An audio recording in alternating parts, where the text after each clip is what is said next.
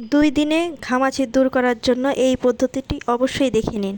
একবার হলো দেখে নিন, 2 দিনে মাত্র চলে যাবে। আমি দিয়ে দিয়েছি জলের মধ্যে দিয়েছি তেজপাতা, আর হচ্ছে হলুদ, আর হচ্ছে কর্পূর, অল্প একটু কর্পূর, লবঙ্গ। এগুলো ভালোভাবে ফুটিয়ে নিয়ে অর্ধেক করে নিতে হবে। যতটুকু জল দিয়েছি তার অর্ধেক করে নিয়েছি। এখন এগুলো নামিয়ে নেব। কালারটা একবার দেখুন কত সুন্দর হয়েছে। দেখেন অর্ধেক হয়ে গেছে। আমি ছেঁকে নিচ্ছি, ঠান্ডা হতে রেখে দেব। এখন নিয়ে নেব একটা অ্যালোভেরা। আমার গাছের টাটকা অ্যালোভেরা, ঠিক এভাবে কেটে নিচ্ছি।